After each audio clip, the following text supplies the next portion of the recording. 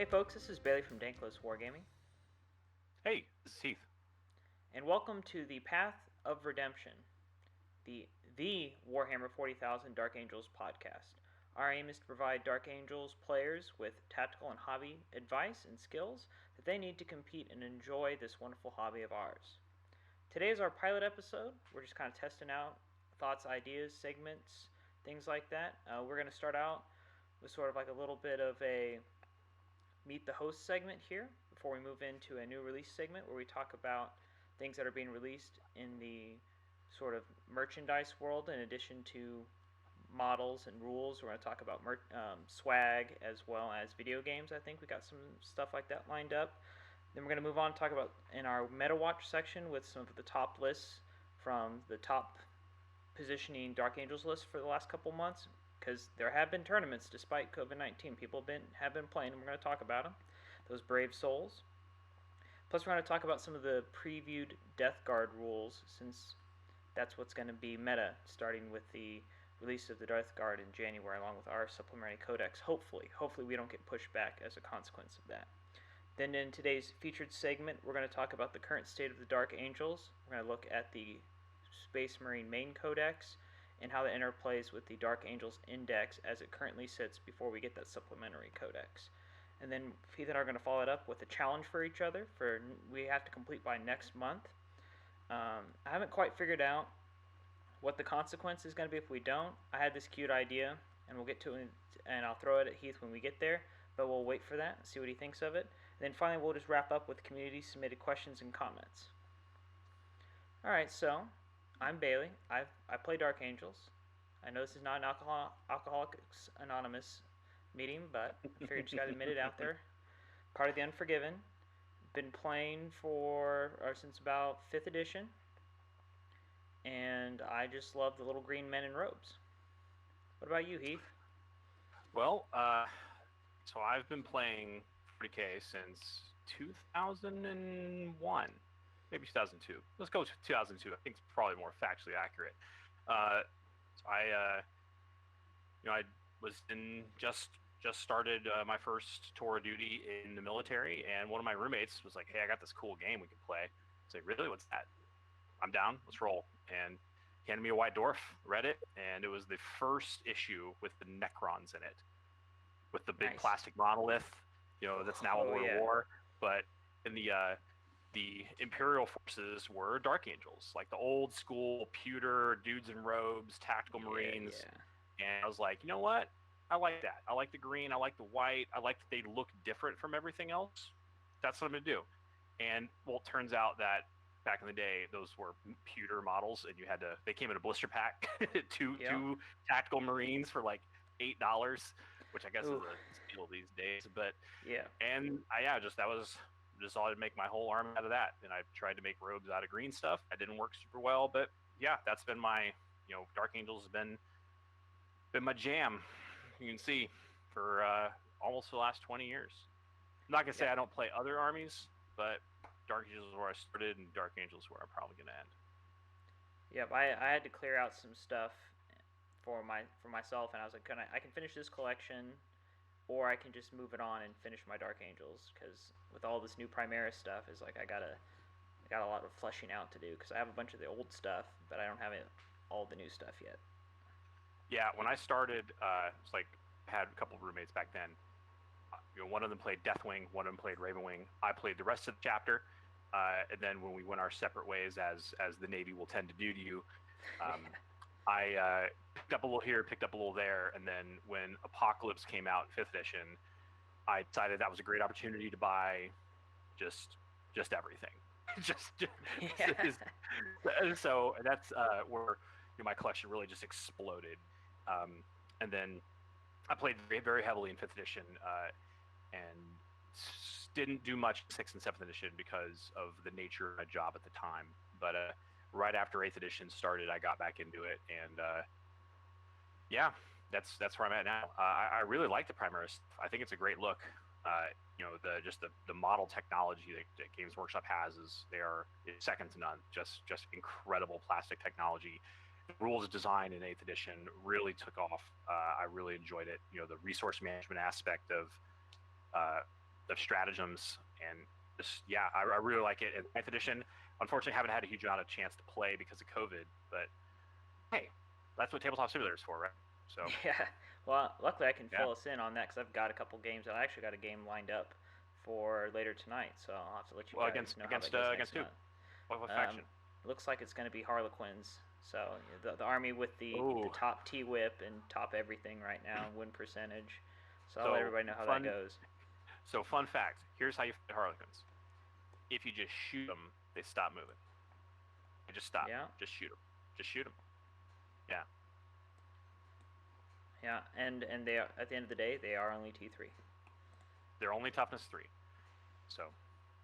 Yeah. Well, you were mentioning the Primaris earlier. That reminds me of something that that fits into our next segment here. We're talking about new releases. Although I don't think it's a new release. It's new release to me because I kind of forgot that this website existed. But the official Warhammer merchandise website right now has some cool Primaris themed swag that you can get your hands on, and they're having a sale right now for Christmas where you can buy 2 40K themed T-shirts for $30, or 4 shirts for $60, or you can get 2 hoodies for $80. But there's also, like, you can get the Primaris face mask, like COVID face mask. So it's Dark Angels green. It's that new sort of trimmed Primaris helmet that's based on some of the 30K helmets that I really, really like. So and you've also got like the mask that's just the Dark Angels logo, which if you are just listening, Heath is wearing his Dark Angels straight out of Caliban shirt, so he's got the logo. He's repping it right now. So you can pick up those kinds of things from there. I'm not gonna lie. I went and I bought some of those face masks. Yeah. So it's like, sure, I could probably rep this at work. But yeah. Well, and once we finally let people back out to playing, you're probably gonna still have, like, I've been having to wear a mask playing around here, some of the local stores, because we have a little more freedom here where I'm living, and yeah, it's like, it'd be really cool to have an actual Warhammer mask that I can wear instead of just sort of whatever random color I pull out of the hat today. But yeah, there's definitely some really cool Dark Angels specific, in addition to other Warhammer factions, mostly Space Marine stuff, Imperial stuff, but they got a lot of really cool Dark Angel specific stuff and like mugs and things like that. So definitely check that out. Yeah, the mugs are pretty. They're very ornate. Like, I think I'd be into a mug with just like the simple logo, right? Just really like, but it's like a tankard with like reliefs and words and stuff, and I'm like, okay, yeah, it's cool. Not what I'm into right now, but I could see a market for it. So, yeah. I think one's got like a chaplain, like it's got Asmodee or something on it. Oh yeah, cool. That's true. I did see that. Yeah, you can get cereal bowls, man. Cereal bowls with Dark Angels logos on them. You get to the bottom, monetize that IP. Yeah. Get to the bottom of your cereal bowl and you're like, oh, so that's where the Unforgiven are. So speaking of new 40K stuff that's coming out, dude, have you seen the trailer for Warhammer 4000 Darktide? Yes, and I saw some of the gameplay trailer for it too. Now, I know there aren't any Dark Angels in it yet, but that's not to say they're not going to be downloadable content in the future, because you know how people like to DLC things nowadays. Dude, I am hype AF to die for the Emperor. That game looks amazing. Yeah, it's gonna be great. The only thing that I saw that I'm kind of worried about is I have a kind of an older laptop that I'm running all this off of. So I'm pretty sure I can't run it, and from what I read somewhere it said that it might not be available / run very well on sort of the previous gen systems, that it's a game built for the PS5, the Xbox Series 1X, or whatever it is that's coming out. So I'm kind of like, am I going to have to wait a couple of years when I can actually find a next gen system that's not being scalped in order to play this? And again, get the bugs worked out of it, and that DLC for playing actual Space Marines, which would be pretty cool, because it looks like right now you can play like Guard and Inquisitors and like a Bullgrin, which is pretty cool. Yeah, they had an Ogren, and I don't think it was a sister battle. It was definitely a priest with a Thunderhammer. She was wrecking some fools. Just, yeah. Vermintide and Space, man. Let's do it. I'm good. Yeah. Well, speaking about getting some playing in, we're going to move over to our MetaWatch section now and talk about what is top right now, and what's the new hotness and how do Dark Angels relate to that. So the big hotness that everybody's been seeing on the previews for Warhammer community for a couple weeks now have been the Death Guard previews, and of course the soul-crushing announcement the week before it's supposed to go on pre-order that all the shipments weren't going to make it in time for the pre-order, and they pushed everything back to after Christmas to January, which kind of put a lump in my soul because I'm afraid they're going to do that to Dark Angels. We're just going to get pushed back into February or March, and it's like, man, don't make me wait that long. I had to wait for everybody else's supplementary codex. I want mine now, please. Hey, like in a COVID world, man, we got nothing but time. Yeah, that's true. Nothing but time. So, I feel you. I do, and it's got to feel bad for the company, right? Because that's like getting stuff out before Christmas is probably going to be a big moneymaker for them, and we all want GW to make money because we all want them to succeed, so they can keep making cool toys for us to play with. Yeah, I mean, I'm still waiting on my Chaplain biker from this regular Space Marine release back in, what was it, September? So I know a lot of people are that way. I just finished putting mine together a couple weeks ago. I haven't painted him yet because reasons, but I got him all Ravenwing done. He's got a little back banner. He's got a little thing. Nice. So yeah, Ravenwing Chaplains. God, what a world! What a world! Especially after they took him away from us. Yeah. So with these, since we don't have the actual codex for Death Guard, and I don't know if you ever plan on getting, I have a buddy that plays Death Guard, so if we want to do like a follow up to this when the book actually drops, I'll have access to one at a pretty good price. AKA, he's just gonna let me borrow it for a week, let me look at it, take some pictures, maybe. No, not take pictures. That's probably not a good idea. Well, I won't post them. Maybe if I just look at them on my phone. I don't know. But I'll look at it, and then we can talk about it in more detail. But based on what we saw on the Warhammer community preview page, Heath, what do you think the impact's going to be based on what they've already showed us for the next couple months? So, I mean, the big thing is Death Guard lost that 5 Feeling of Pain, the Disgustingly Resilient. Yep. Which is, I mean, it's good. I think from a game design perspective, I'm actually pretty a fan of this because it makes the game speed up. Yes. So you're not like interrupting each of the rolls, a series like, all right, roll some dice, how many pass this? Oh god, this guy's got 1 wound left. And also it's a frustrating mechanic to deal with because it just it throws your math off. Like, say, hey, I expect if I shoot this many shots, I'm gonna kill this guy, but as soon as you throw Feel the Pain in the mix, who knows? The math's it's gone, right? You just have to overkill and work with it. And I've used that to my advantage a number of times, playing Laylo the Mighty with Deathwing Knights, and somehow surviving, massive Overwatch from Imperial Knights to get in there and punch them in the toes, or like Dark Eldar Grotesques, just all that kind of stuff. So, as far as a efficacy of them point, the Feel of Pain is good. It's like mostly because it's frustrating. It throws your opponent off. It throws their mouth off. It throws their expectations off. At least on the large scale. On the small scale, who knows whether it's going to work or not. For me, it never works because I roll like crap. But amen, brother. Yeah, I was like, man, like, you get Space Marines, you get so many rolls. I'm like, that's because I have to. Like, I have to build all this in because, like, dude, I'm re-rolling all hits with Ravenwing, and I'm re-rolling ones to wound, and I don't have cover. And I'm still hitting below average. So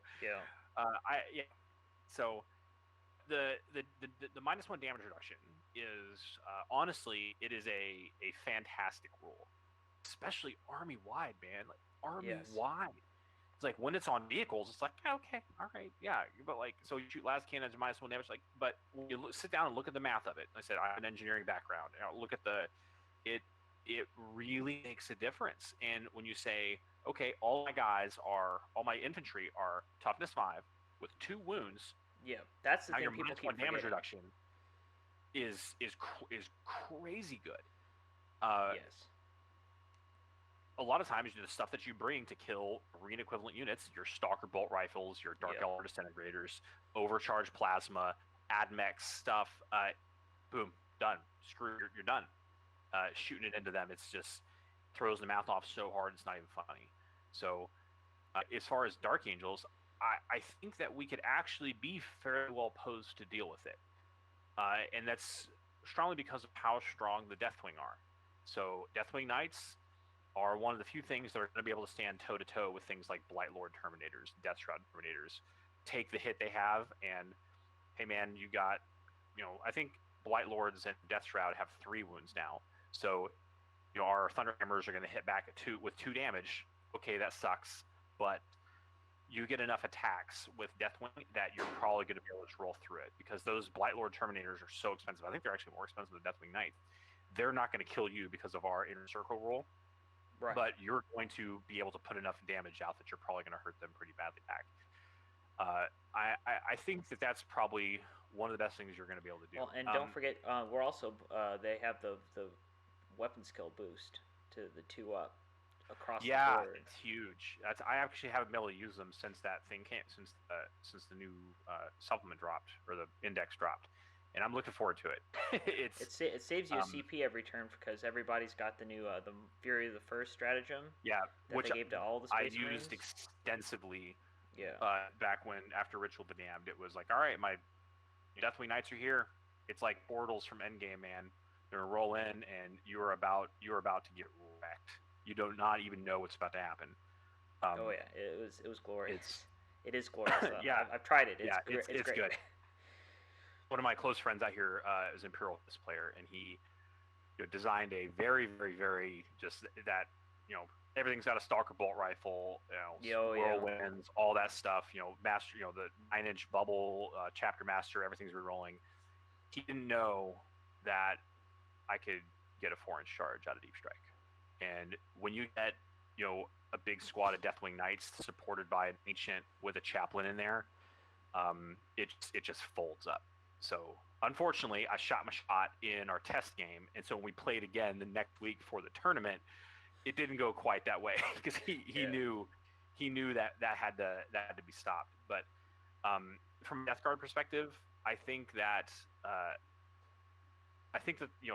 Deathwing Knights with Thunderhammers are definitely going to be one of the things that are going to do a great job.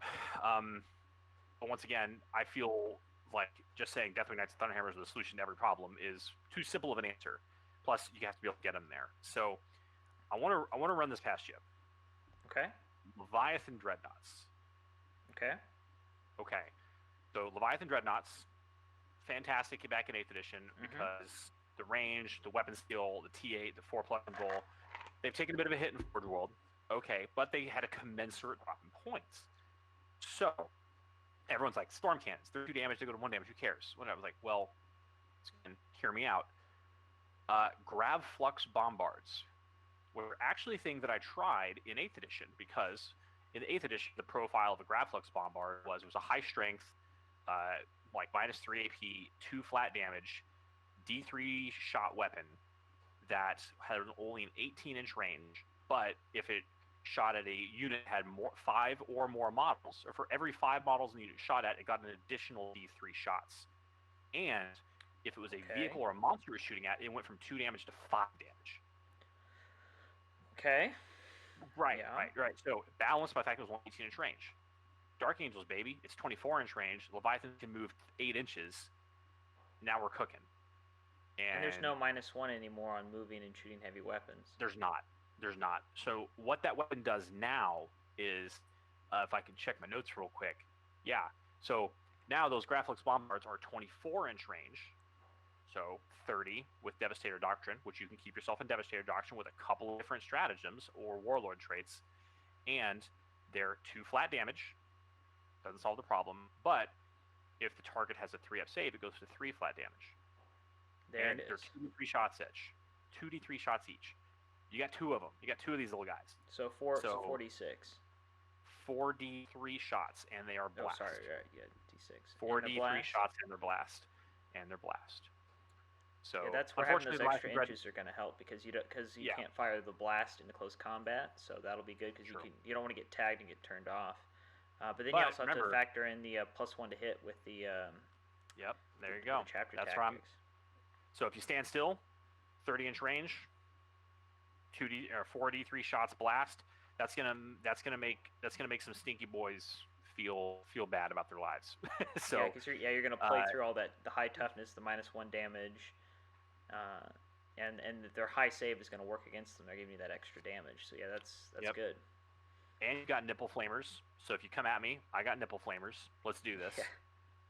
And he's going to be standing in your line, probably surrounded by, heavy intercessors or intercessors, and some characters. And if you charge Dark Angels, we're completely fine with that. we get +1 to hit because we didn't move. Yep. So my Thunder Hammers now, because I put Thunder Hammers on all my Intercessor Sergeants, they're hitting on 3s. They're going to reroll 1s because Azrael or a Captain is nearby. Yeah, I think a Levi Dread is pretty good choice. Only thing that makes me recommend against it is the fact that Eradicators exist. So Yeah. Yeah, it's got a 5-up interval save, but they're not huge models. They're pretty beefy, but they can be hidden. So some careful play, and a lot of this will depend on whether we get access back to the Stoic Prosecution Chaplain trait that allows you to not move after, or something along those lines. Like, so if there's a way to count as not moving for a vehicle, or for your infantry. Also, there is one for infantry. There's a generic Space Marine strategy. Oh yeah, for right. Infantry. I think it's only for intercessors though. I think it's only for intercessors. I would have to double check because hopefully it says infantry because I used it the other day on some Devastators come out of a drop pod in Deep Strike turn 1 and took advantage of that. Well, I know the double tap is intercessors only. Yeah. You're right. It is. Now the other thing I was going to say with these Nurgle guys, the last thought is this new contagion ability with the increasing bubble of -1 toughness, which they've mentioned that there's other contagions coming, so there could be other negatives. It's so good. But seeing this -1 toughness bubble across most of their army, bikes are going to be a thing because bikes then go to T4 because what's going to happen is if you have these T3 guys or T4 guys going into our regular boys going into their regular boys, we're T3 to all their strength 4 and all their weapons, their shooting weapons, their melee weapons, and their plague weapons, so they're getting free rerolls out of it. Yeah. So anything we can do to up our toughness, run the heavy intercessors, run bikes to try and counteract that -1 toughness is going to be a big boost. And I just feel bad for Eldar players because they're going to be T2 toughness going 2. into bolters. It's like, get out of here, man! It's going to be crazy. That's so bad. And do they still have they can double tap at 18 inches instead of 12 if they move? No, they just double. I think something else I was talking to my buddy that was playing the other day. They don't count as having moved like at all. Period. Oh yeah, you're right. So they just double tap at 24. Yeah. Oh God. That's It's gonna be gross. It's gonna be disgustingly gross. That's pretty good. That is pretty good. Well, it's not all doom and gloom because there are some Dark Angels lists that are winning out there. So I don't know if you saw it, Heath, but on the real quick, let me jump in. Yep, real quick. That strategy we talked about, steady advance, it does apply to the Adeptus Astartes infantry keyword. So yes, excellent. Yeah. So I was gonna harken back to a couple weeks ago. We saw this Warhammer meta video, and this is sort of where I think the two of us sort of kind of communicating was right around when this came out, where it was talking about like how much of the current meta was all these different armies, and when you look at it all, like Dark Angels, out of the total of all the people playing games right now, there was only 2.9% of the player base in tournaments were Dark Angels players, so we're very, very niche. I'm kind of a snowflake player. I like being the only person playing my army, and I've sold off entire armies because other people are like, well, I want to play that now. And I'm like, well, you can just buy mine and I'll play something else if that's the case. Because like I can't have everybody playing my army. That's just not allowed. And they also had some kind of sad stats in there, such as we're less than 3% of the player field. We have a T-Whip or tournaments in winning position of 0.86, or so essentially what that means is that, from what I remember from having T-Whip explained to listen to other podcasts, it's tournaments in winning position means the number of average rounds an army goes before they lose their first game. So the answer for Dark Angels, not exactly. Not exactly. So T-Whip is the number of tournaments where a Dark Angel or that list is in a winning position. So they've gone 4-0, or basically they're on the top table, right? I think you're thinking first round loss. So if your first round loss is 0.86, that means on average you lose in your first game. Okay. No, I see what you're saying. Yeah, because some of these stats, the 40K Stats Center guys, 40kstats.com is where you can pull a lot of this information. These guys kind of do it out of the kindness of their own hearts, and it's really awesome that we can have access to this stuff. So check them out. yeah, so tournaments of winning position, um, there's still not a 1 there. There's still not, like, just looking at it, there's not a number. 0.86 is not a 1, meaning that no matter how you slice it, like, there just aren't tournaments with Dark Angels players in winning positions, which is pretty rough. And then there was like an overall win percentage for Dark Angels players was 46.39%.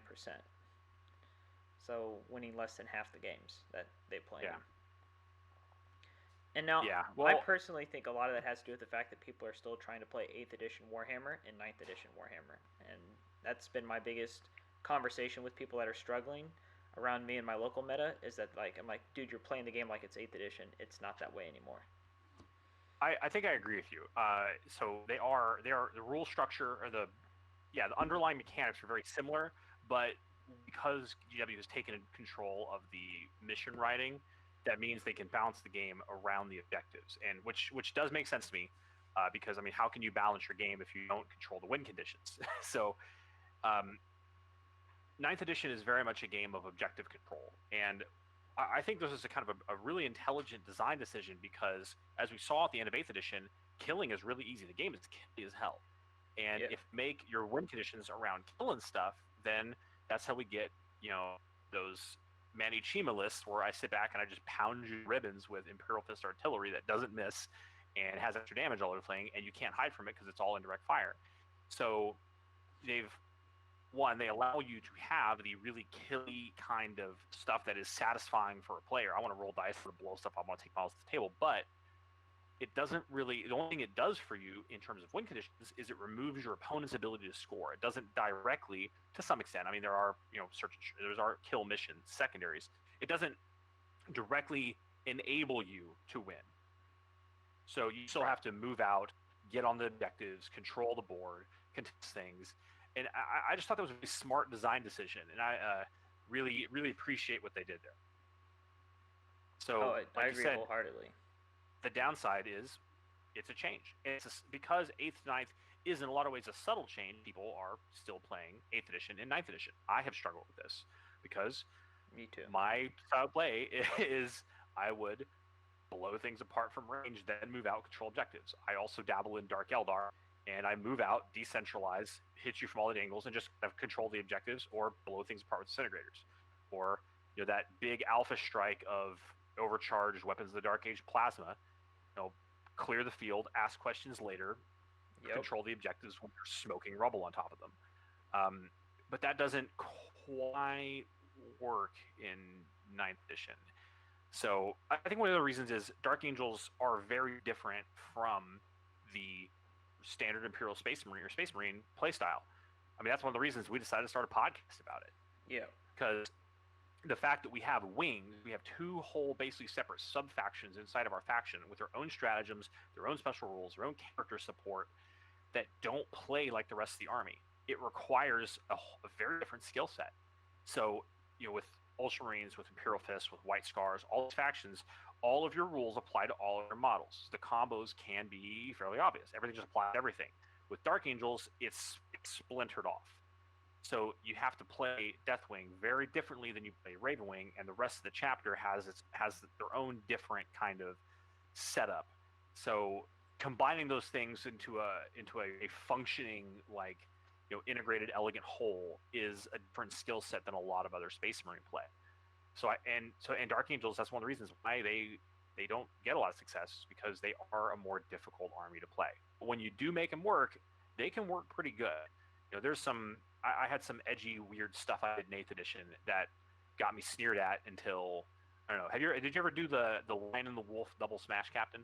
Yes, I did. I played it. I was visiting home for a while. I played a tournament in San Antonio, Texas, which is a very competitive ITC scene. Very competitive ITC scene. I played against some people whose names I hear on podcasts now, and they're like, "Why do you have Space Wolves?" Like, well, you'll see. I have 2 Smash Captains that have 5 attacks, hit on 2s with Thunderhammers, that are leadership 10, and just it's terrifying. It's terrifying. It's better than that, because you hit on modified 1s. So you basically Right. had Yeah. Yep. and you You re-rolled hit your on ones modify at ones. least. So yeah. So you hit on. So yeah. You hit on modified ones. So basically, one minus one is a 2. So I hit on 2 still, and I get 5 attacks. In I didn't God, shock just assault at just the end of yeah, it. yeah. Well, at that time, shock assault wasn't a rule, but Oh, okay. I yeah, played it with it shock was. assault, and it was even worse. It's pretty terrifying. It's pretty terrifying. So and that Space Wolf guy the Space Wolf captain who can heroic intervene into things, and he brings cool little stratagems, and then yeah, I gave him the yeah, relic where he made things fight last. So like I had a Lord yep, Discordant that's the charge way in to do it. once, made The the armor Lord of Discordant rust, yeah. fight last, and just smashed it to pieces. That dude was I salty. won a local RTT with a patrol of Space Wolves, a battalion of Dark Angels, and Imperial Knight. Is they just the Smash Master and the Smash Lord just kind of run around behind the Knight. It's like, well, you're gonna charge the Knight, we're just gonna heroic intervene across it, make you fight last, and just bop you. So Yeah. then Well, I don't want to try and. Oh, sorry. yeah, there's some interesting stuff you could do. There's just some weird stuff that Dark Angels are capable of doing that maybe our Chrono is obvious. That doesn't mean that I'm not sure that there's weird stuff that all the other sectors can do that isn't obvious to me. But that's one of the things that I have definitely seen is people don't, you look and you're like, man, I can't use all these rules with all of my models. I have to splinter it Right. off. And it is a different skill set. Right. What I was going to say was that I feel like we've segued into the main segment. I was going to talk about these two lists. I got like first and second, or second and third, at a couple of local tournaments that happened recently. Um, but I feel like we've kind of moved beyond that. So in the future, when we do Meta Watch, we'll do maybe more of a list breakdown. But I feel like we've kind of moved beyond lists right now because we're kind of talking about like what's going on right now, and that's sort of what was the main focus today. So I feel like we should kind of move on there. The one comment I would make about these two lists that I saw that they both did that I thought was really interesting is that they both ran land speeder storms but no scouts, but they each ran the 55-point transport for them. Wait, say they had no scouts in them? They had no scouts, neither list I don't think. Okay. Neither army list ran actual scouts, but they ran the land speeder storm because you can take dedicated transports for all your troop choices, even though they can't fit in it. They don't have to fit in them. Apparently. So this guy these two guys each ran one each, and I'm assuming it's because it's a 55-point 18-inch vehicle that just zips around all over the place. I played them at the end of 8th edition with scouts in them, and going into early 9th, and I mean it was wild to have scouts in these land speeder pre scouts going to the elite slot. Scouts in these transports flying around at the very beginning of 9th was wild.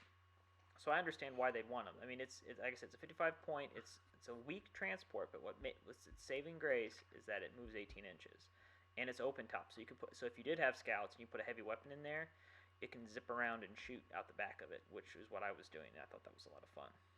Do storms have the native deep strike rule? No, they have outflank. They have outflank. They don't have death from above. They can come in on the sideboard. Okay, I didn't know that. So that's cool. Yeah, they have outflank. 124. Sorry, I'm referring to my codex briefly. During deployment, if every model in this unit has this ability, you can set this model up behind enemy lines instead of on the battlefield. If you do, then in the reinforcement step of one of your movement phases, they can be set up wholly within 6 inches of any battlefield edge and more than 9 from enemy models. So, yeah, one, they're fast. You can advance them.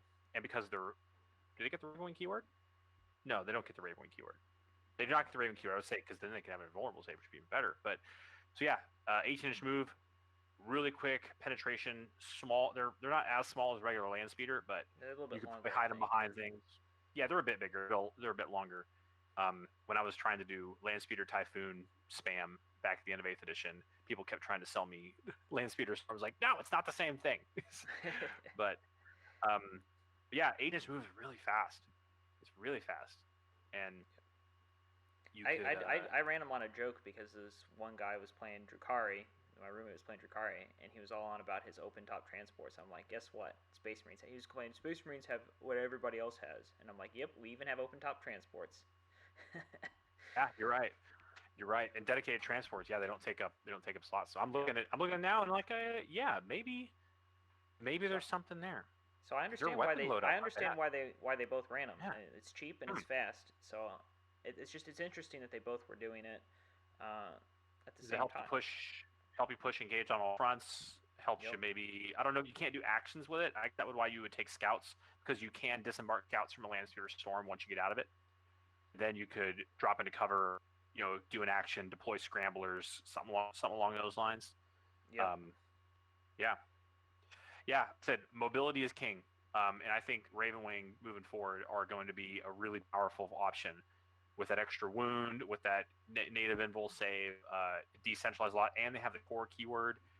So yeah, can't wait to see how that plays out. Yeah, so that's looking feature. So right now, December 19th, 2020, that's when we're recording this. What is the current state of Dark Angels for you, Heath? Well, I think Dark Angels are honestly in a stronger place than they've ever been. Like I said, I've been playing Dark Angels for damn near 20 years, and I don't remember ever having a better state of play.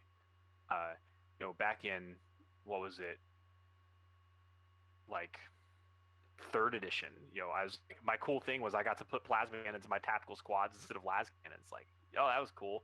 And then we couldn't fall back from failing fallback tests, which was also cool. But it wasn't didn't get by the way, advanced. Well, no, it wasn't. It wasn't sweeping advance. Sweeping advance was something different. So like, used to be when you lost 25% casualties to a 25 or 50. Please don't quote me on that. It's been a minute. It's been a while.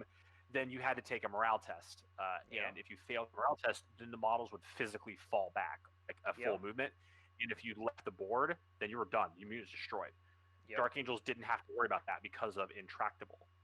So they would just, I lost a guy.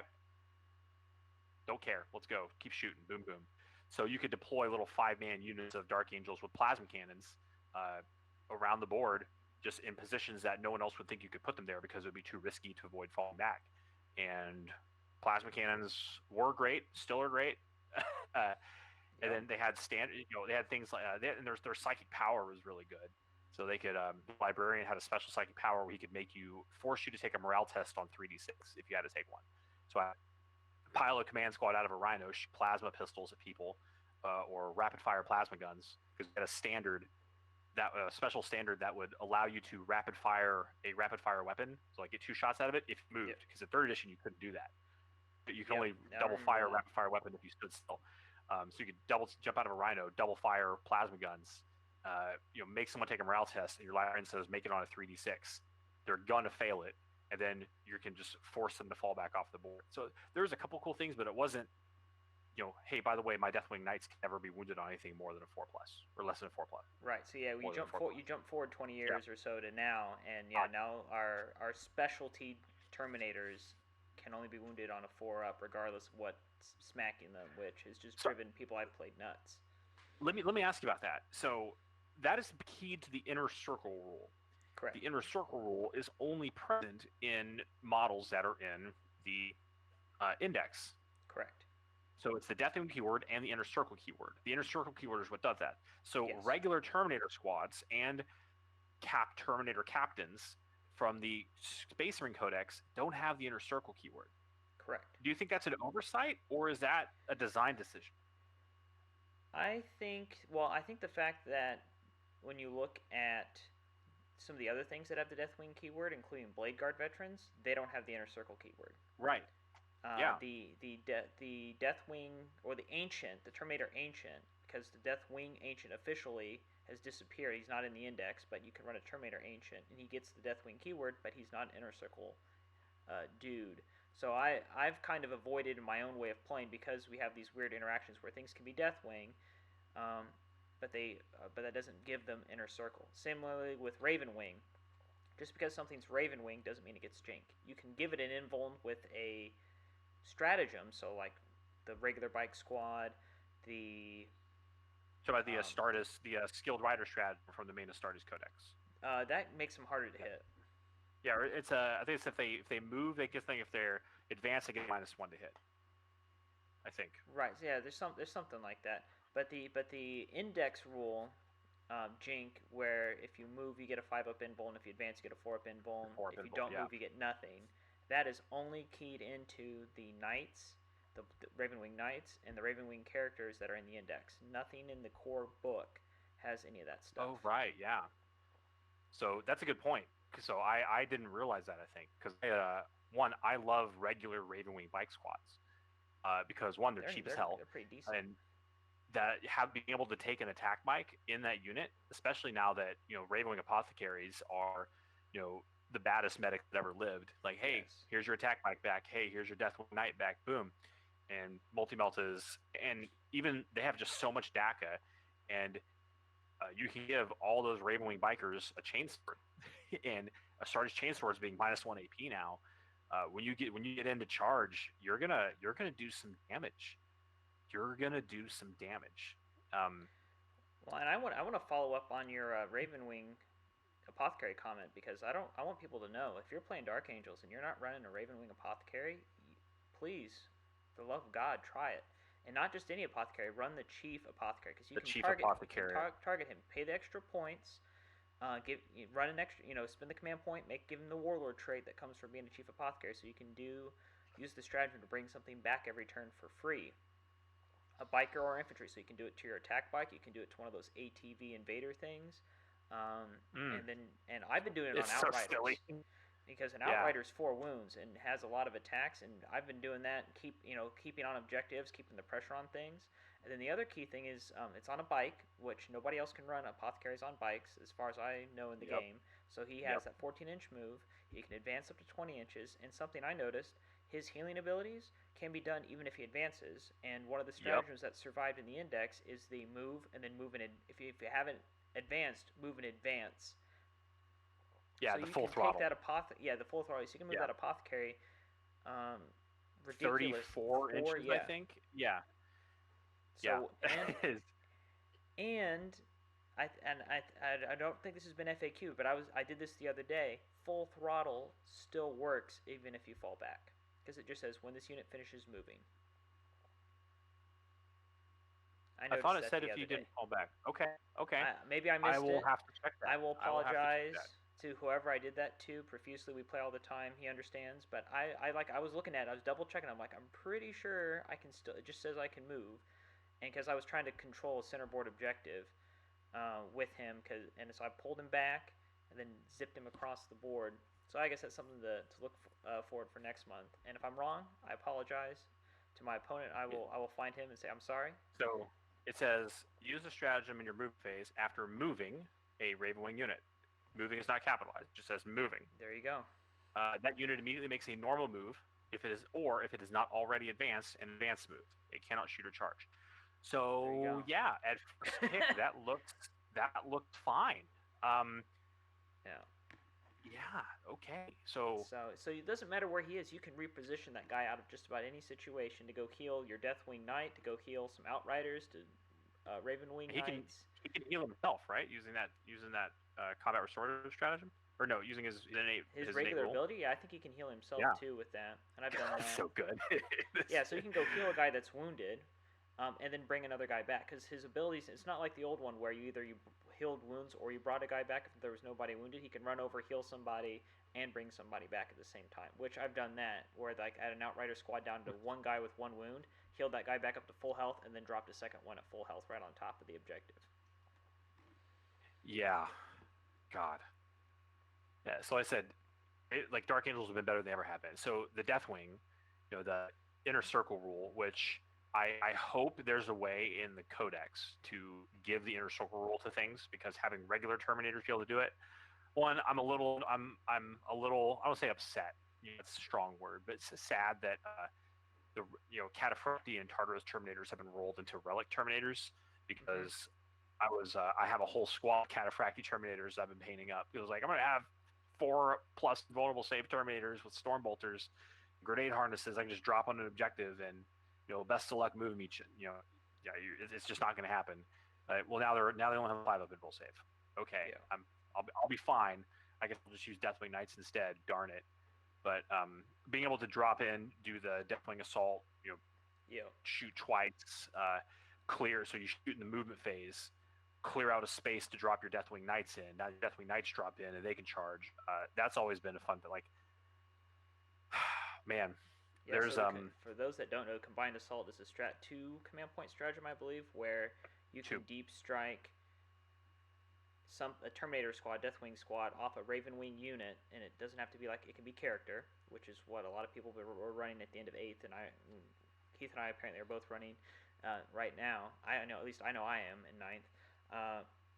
And then instead of having to be you have to be within 6 inches of your guy, but more than 6 inches away from your opponent. So you get to shave off 3 inches, making that charge a lot easier. And then, if you're running a chaplain on bike and he does the prayer where he gives things the +2 to charge.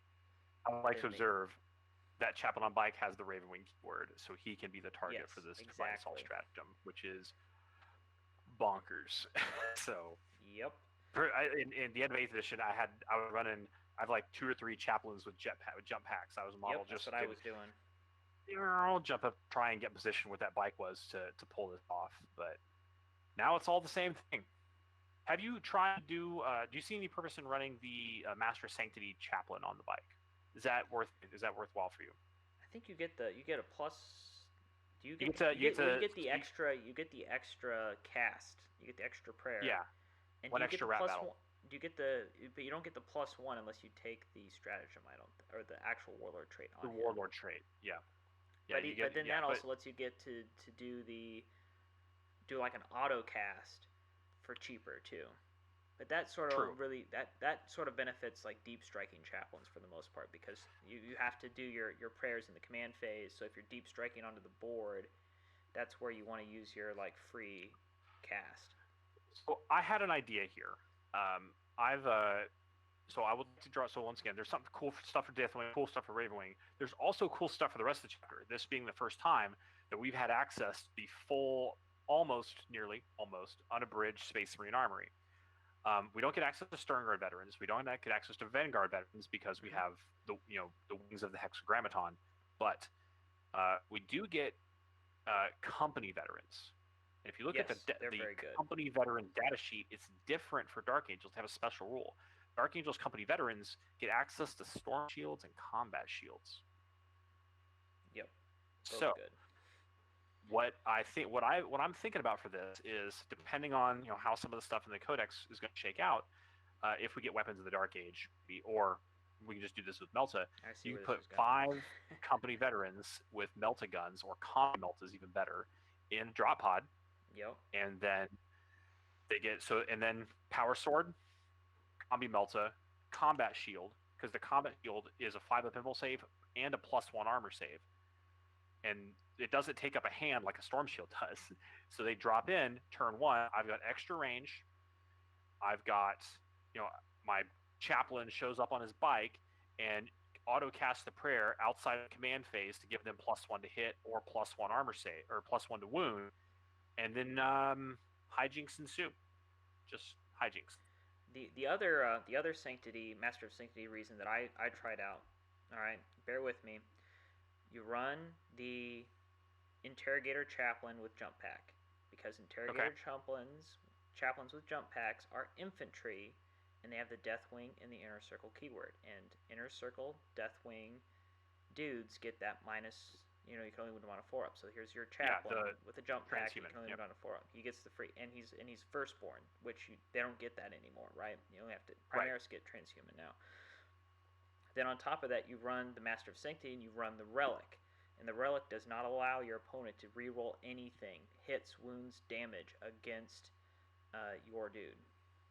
So now you can't be wounded on anything better than you have to wound him on 4s or better, and then you don't get to reroll any of your dice against him. I tried it a few times. What warlord traits would you put on him? Then I took the Iron Will warlord trait to give him more wounds and toughness. I think I tried to mess with that a little bit.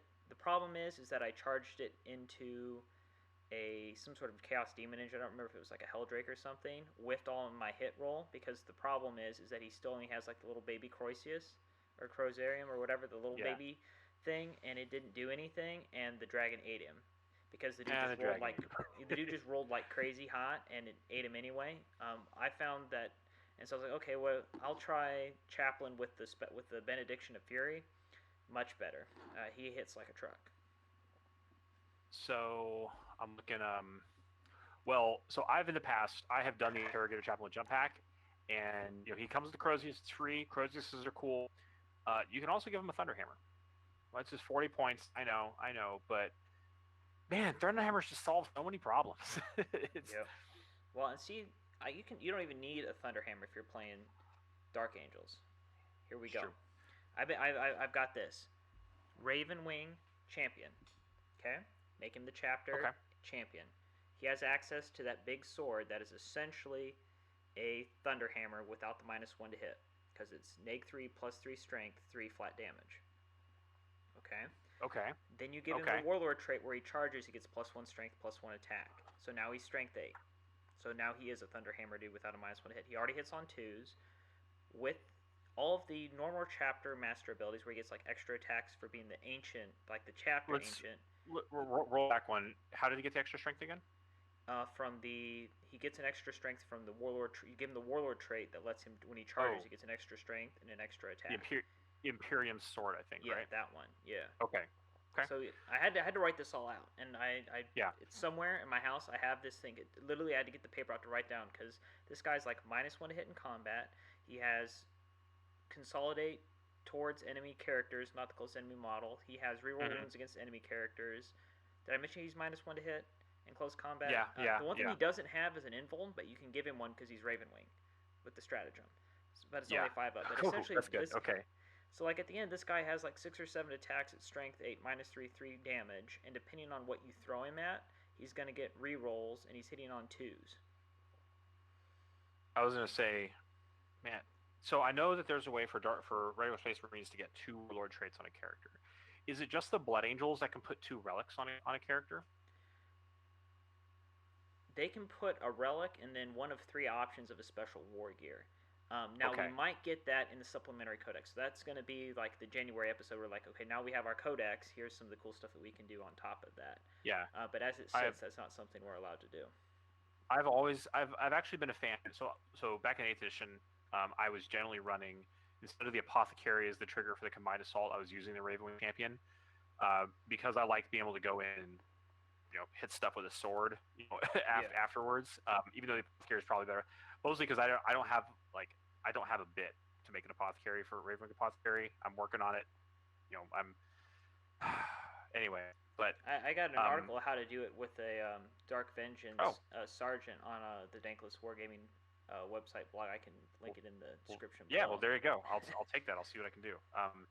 But that Ravenwing Apothecary or the Ravenwing War Gear that gives a 3-inch aura of -1 invul save is clutch real good, because a lot of times the stuff that your Deathwing Knights are going in against, or your Ravenwing Champion is going in against, has an invul save. So you just get in there. You don't even have to base him. You don't have to be engagement range. You just be 3 inches away and like he's kill that guy. Kill that guy. It's 4-up invul to a 5-up invul, real big deal. 5-up invul to a 6-up invul, you're not surviving what's about to happen. So yeah, especially when you're dealing with with Harlequins being the big meta thing right now with their 4-ups across the board. Now you're on 5s. It's like bad day, buddy. Yeah, just shoot him. Just shoot him. I haven't played against Harlequins in a long time, and they are, from everything I've seen, as someone who dabbles in point of year play, that level of mobility is going to be very, very frustrating. But I honestly, I think Dark Angels are kind of well positioned to do that too. All their stuff being -1 to hit. Hey, we get +1 to hit. Just don't move. Yes. You'll shoot them. I had that advantage the other day. That was amazing. I was like, wait, so if I don't move, your army doesn't get the benefit for being what it is. Got it. Yep. And they're like, we got 4 invul saves. I'm like, that's cool. I've got more bullets. So just put rounds down range. Just put rounds down range. Are you? I know you told me before that you've been running those new Primaris Gladiator tanks. How's that working out for you? So I've only played one game. I might play again tonight against that one dude. Now I don't have it because I was playing doubles, so I had a partner playing Drukhari that ate a lot of the fusion pistols and stuff for me, and I was running a Master of the Forge with Brilliant Strategist, which is absolutely amazing. All right, they took away the free reroll yeah, okay. and the get back command point thing, but the ability the Dark Angels players have now with that warlord trait where you can pick a unit and knock it back one um, doctrine. One doctrine, yeah. So you have to so you start in dev, right, and then when you go to tactical, you can stay in tactical for 2 turns. So you just pick one thing you want to keep in Devastator for 3 turns essentially. And I've tried it with intercessors. We both talked about sort of offset doing it with the new heavy intercessors once they're finally released. But I did get to try it with the Gladiator. I ran the Gladiator Valiant with the 4 Meltas shots and the 4 Las Talon shots. And I did a lot of funny positioning to make sure I couldn't be seen and I wasn't the closest threat. You know, there were Drukhari Reapers or Forge World Reapers and stuff in front of me, and so the fusion pistols went there. But that tank with a Master of the Forge, keeping him in Devastator Doctrine, giving him the extended range every turn, so he had more of a medium range instead of close support range, because normally all his range taps out at 24 inches if he doesn't move. Now I'm at 30. 30? Oh, yeah, that's clutch. So you get that extra 3 inches every turn. Yeah, and Dark Eldar vehicles do not like being hit with that level of firepower. Trust me, No. they fold and burn paper airplanes. It's Well, and the thing that was really spicy is that he charged that new slasher troop master that everybody's like going crazy about into the tank and into my tech marine. And I don't think it was gamesmanship. I was literally like, he's like, well, what do I got to do? I said, well, you have assassinate as a secondary, and if you don't kill the tech marine, he's just going to heal whatever damage you do to the tank. If you're going to split your attacks, put most of them into the dude and just try and tank my shots next turn. And so he slaughters the tech marine. The damage goes into my tank, which they're T8, which is nice. Oh, really? People don't really notice I it did because not know that. the impulsor is T7, but it's open top basically. So the fact that this is a closed top vehicle, it goes up to T8. He didn't get it. He didn't bracket it, and so I was like, okay, well, I'm going to shoot him now because I can do that in close combat. And because he didn't move, he gets to take advantage of the chapter tactic. So he had the +1, which negates the -1 for shooting heavy weapons in close combat, and 8 huge damage shots into a little elf man who was already wounded. Even though he had a 3-up invuln, he failed he failed one Melta save, and that's all it took. Yep. Back to Death Guard. Yeah, Melta guns. Close range Melta will solve Death Guard problems. Yep. Yeah. They'll solve a lot of problems actually. So yeah, man. Speaking of that Devastator Doctrine shenanigans, this is gonna sound weird, but I had this idea in my head and I can't get rid of it. It probably sucks, but it's gonna be fluff. It's gonna be lol.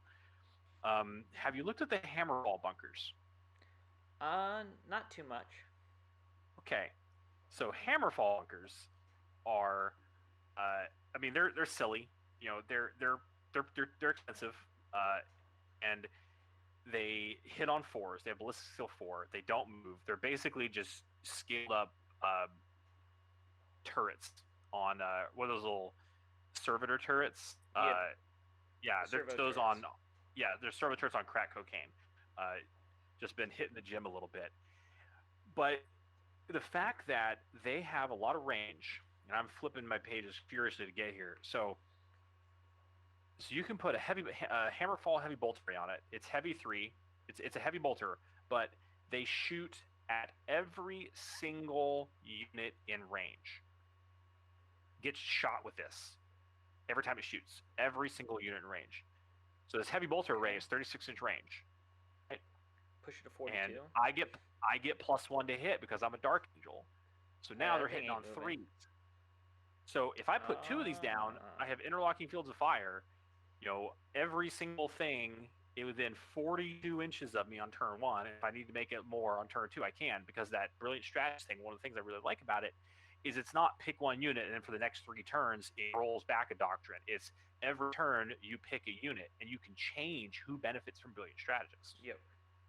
So hitting on 3s, shooting heavy bolters at every single unit within range of potentially 2 of these things, that could do a lot of work.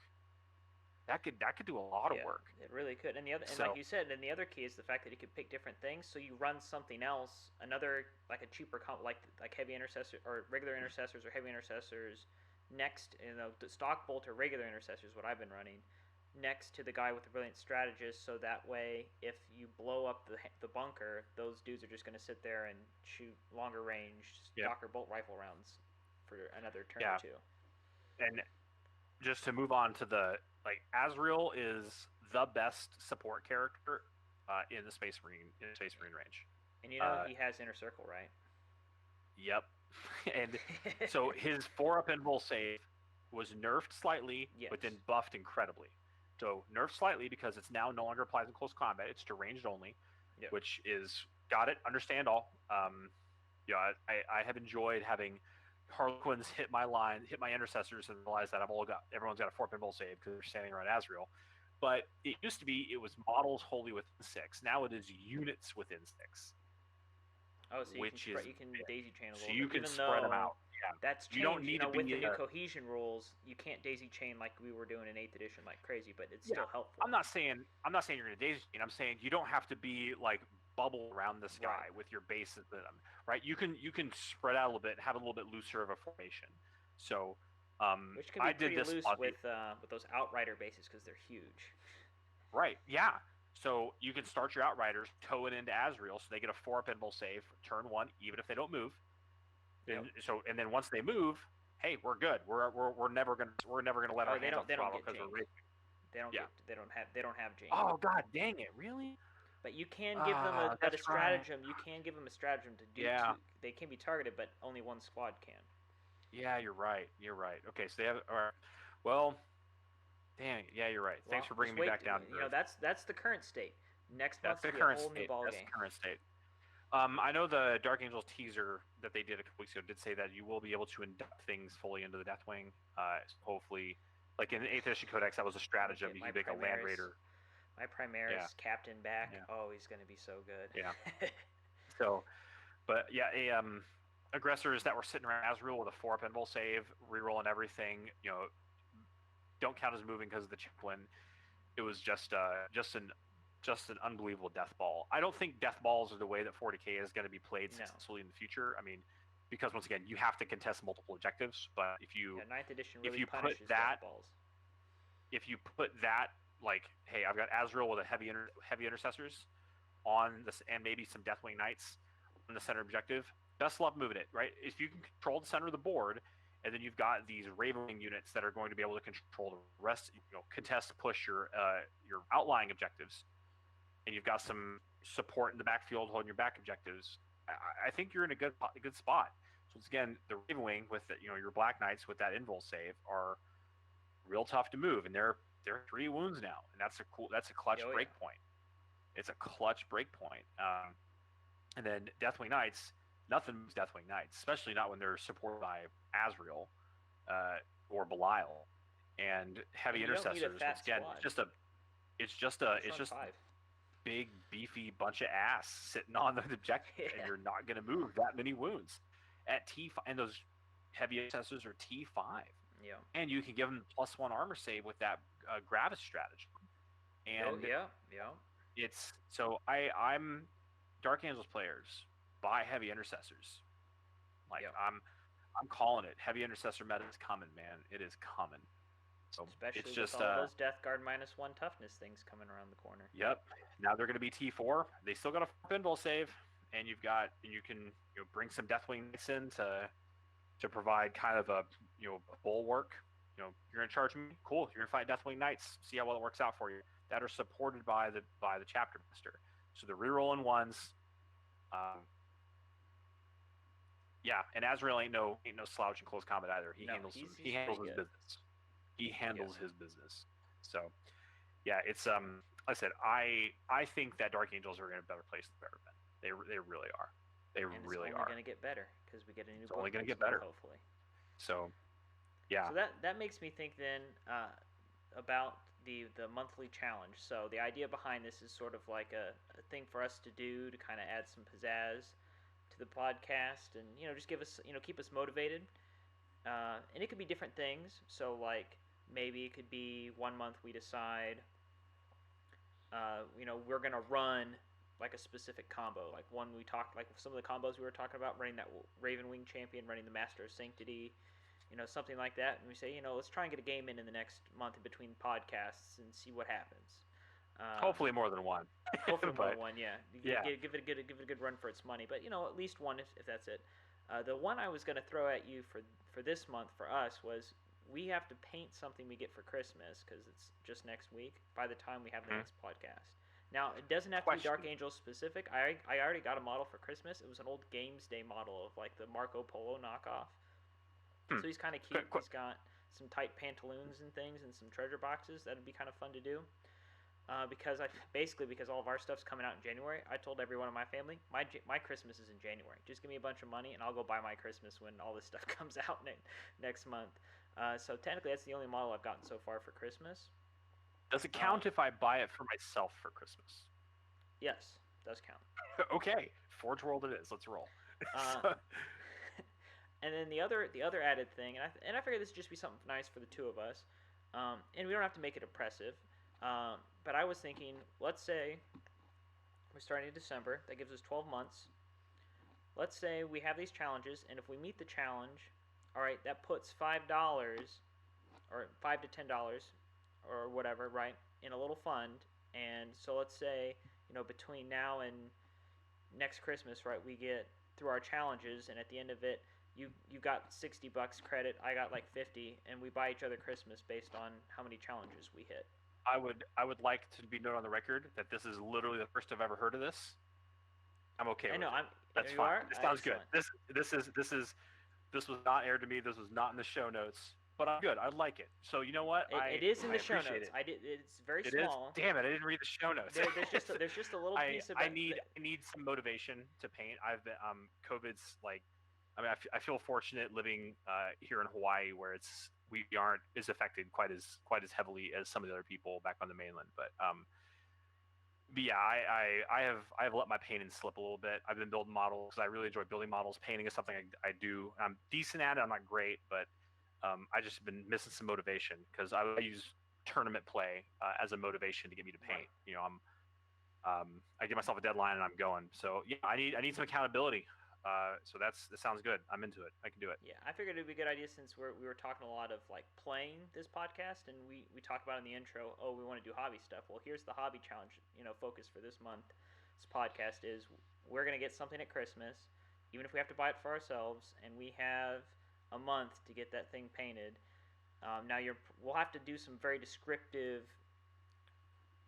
Some very descriptive talk of them for the audio side. If I'm holding it up and I'm having to describe it because people aren't watching the video, right? But if we get to where we are comfortable posting the videos of all of these, then we just hold it up and be like, see here, I got him. But we got to describe him for the audio only people. But I just thought that'd be an idea. Then I just sort of, while I was walking around prepping today, just kind of get some exercise in. I thought of, what would be really cool. If there's a consequence to the challenge that isn't like, well, you got to go eat jalapeno peppers or something. It's like, what if it's something just nice? Like, every time I get something done, it's $5 towards Christmas next year from my buddy Heath. And same thing for Heath. I'll get Heath something nice if he chases the carrot all year. So, 5 or 10. What do you think? I'm good for whichever, man. It's up to you. I say let's say 10.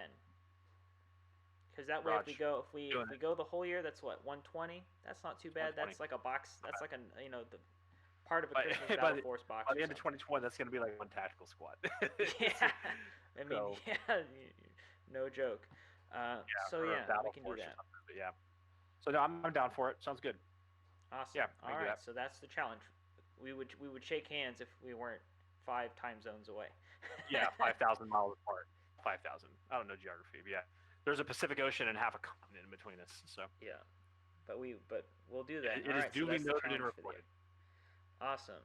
All right, and so we're kind of coming towards the end for the podcast, and what we would like to do going in the future is have sort of a community interaction section here where we do some Q&A where people could say, oh hey, we tried maybe our monthly challenge was play this unit this month, and you listeners at home could give us some feedback. Said, hey, I tried it and that was garbage. Or you could say, hey, we tried this and it was really good. Could you talk about this, or why would this work, or those kinds of things going forward. So where this is posted, please leave some comments. Like if we're posting this on Twitter, reply with some questions for next month, or Facebook, leave some comments below.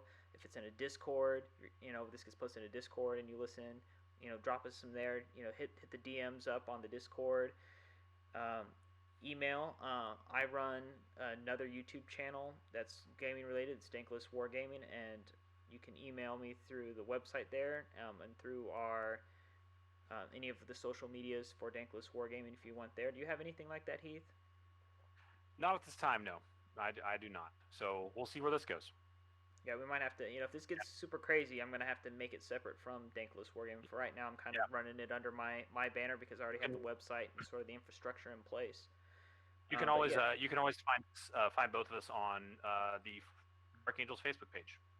So. Yep, we're both there, and I'm in a couple of Dark Angels Discords and whatnot too. So, and like I said, I got my own website and some of my own social media channels that are dedicated solely to Warhammer or Wargaming in general. So you can hit us up there with your questions and your comments and concerns, and we'll address them in this part of the episode going forward. Yeah, just for or by Dark Angels players, for Dark Angels players. So, exactly. Trying to create this as an expression of the community. I am not the smartest 4K player out there. I'm sure Bailey isn't either, No. And we are just want to hear what you have to say. So let's hear it. And we're totally down. If you go look at my website, it's mostly just hobby stuff, like how to make things that you can't buy at the store. Like you want to make your Primaris and Dominus Captain more Dark Angel-y. I have an article on how to do that, like a how-to step, and I have some videos about how to make your outright. Well, I didn't do Outrider. I did something else, but I have a couple things like you want to make a Dark Angels. Here's the video on how to do it, because you just can't go to the store and buy it. So we're totally down with like how to paint, how to hobby. It's not just about the war game. We want to have the whole experience. If anybody's got a good method for making Dark Angel style robes out of green stuff, I need you in my life. I need you in my life. My Primaris Chaplain on bike is sitting over there on my desk. I got to put a robe on him. I'm not comfortable doing it with the current skill set I have. So hit us up, man. Hit us up. Alrighty. So thank you all for listening to this month's episode of The Path to Redemption, the Warhammer 40,000 Dark Angels podcast. Our next episode will come out in January, and hopefully we will have our supplementary codices in our hands. By then, we can do sort of like a codex review. But until then, I'm Bailey from Dankless Wargaming. Hey, this is Heath. And stay loyal, Angels.